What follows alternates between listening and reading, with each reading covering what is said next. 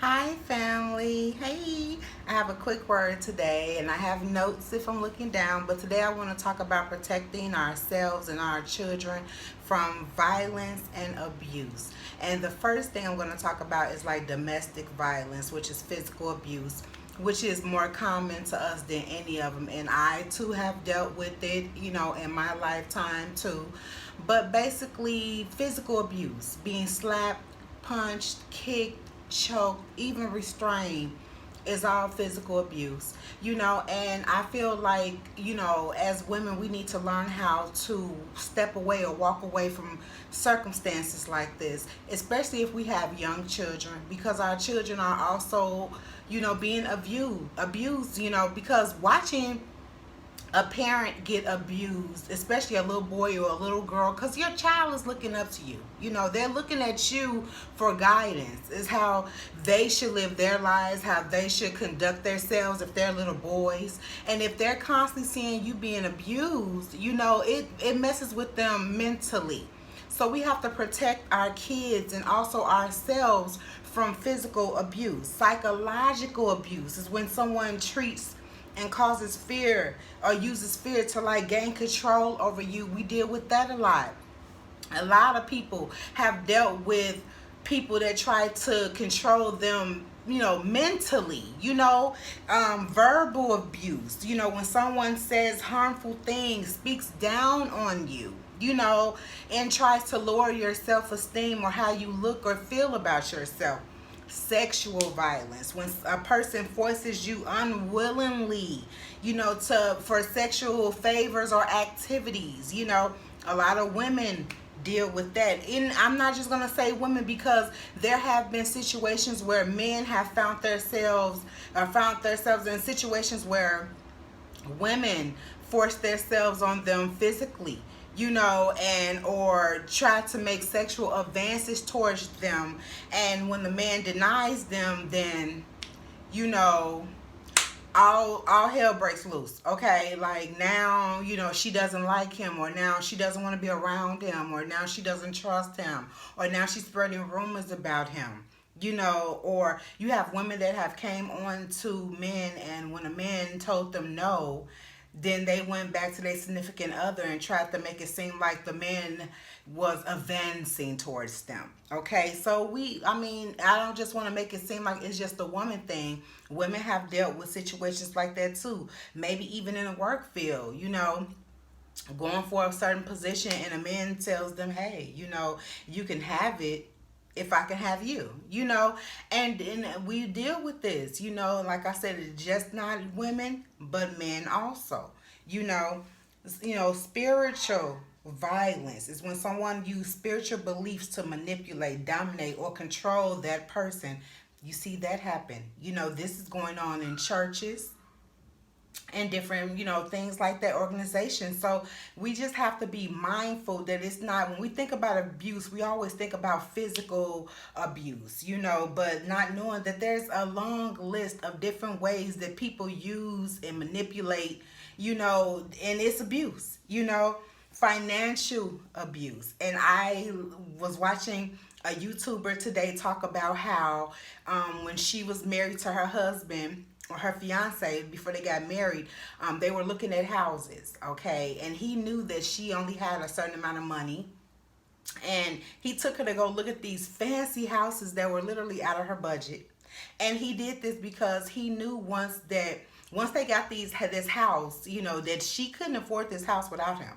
And so he used that, and it was manipulation. It was abuse. He used that. They got the house together. And as soon as they got the house, he started acting out. Being abusive verbally, physically, started to control her with sexual violence. And as soon as she started to push away and say, no, that's not right, then first thing he told her, well, okay, I'll give you a divorce, but if I leave you, you're going to lose your home. You're going to lose your car. You're going to lose everything because you can't afford any of this without me. So financial abuse controls a person with financial resources.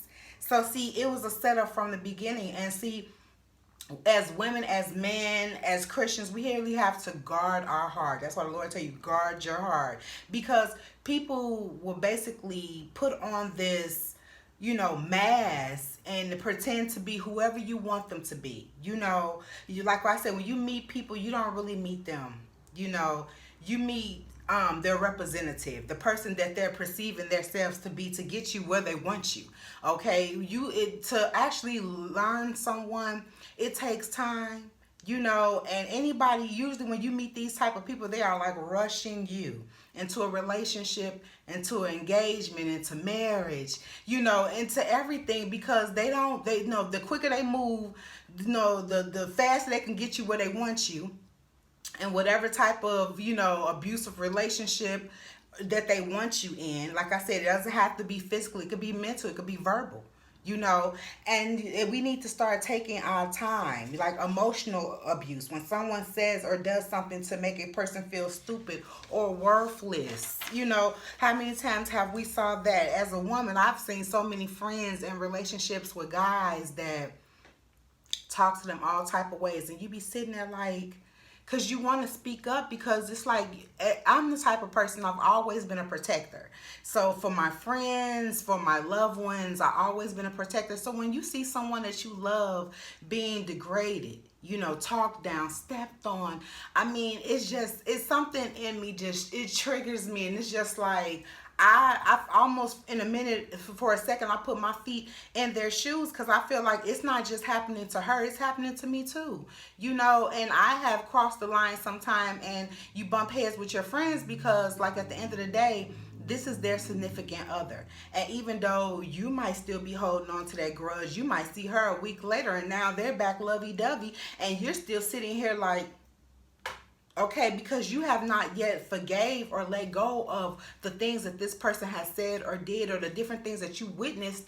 It's still playing, no, it's still going off in your head. So we really have to pay attention to that. And then neglect. And we see this a lot in nursing homes. And sometimes, parents neglect their own child. Occurs when someone has the responsibility to provide care or assistance for an individual, but does not. Okay, and we see this every day. And what I'm saying is that we have to start speaking up. We can't just sit back and keep on watching this. I'm tired of cutting on the TV screen and seeing little kids being shot up in cars. My thing is I'm speaking to the ladies now. Also to the men. If your man or your baby father or your husband is living the type of lifestyle where he is out here and he has, enemies that are shooting at him, do not send your child with him. Okay, do not send your child, put your child in no car and allow your child to ride around, or him to walk around with your child, because the moral to the story is, when the people finally catch up to him that is looking for him, they're not going to be looking in the cars to see if he has kids in the car. They're going to shoot at the car. Okay, when they see him walking down the street, like, they don't care anymore. People nowadays lack empathy, and they not also lack morals. Okay, so as a mother, we have to protect our kids. Our kids they need us for protection. They need us for guidance, for love, and everything, for nurturing. They depend on us, and the first thing that we need to do is be a protector for our child. And if that's the type of lifestyle that he is living, do not, ladies, do not let them take your kids out there, okay, and put your kids in harm's way, okay? Do not do it. And for the men, if this is the lifestyle that you are living, if you know that you have enemies and people that are looking to harm you, please do not take your kids out there and subject them to that type of environment, okay? Like, not saying that you cannot do things with your kids, but you might have to drive outside of your neighborhood to be able to do different things with your kids, okay? But I'm saying, for now, do not take your kids out there. If you notice you have people looking for you, you cannot take your kids to the park and slap dead in the middle of the neighborhood that this is going on in, baby. We have to make better decisions and better choices, okay? We have to protect our babies. Better yet, we have to learn how to protect ourselves.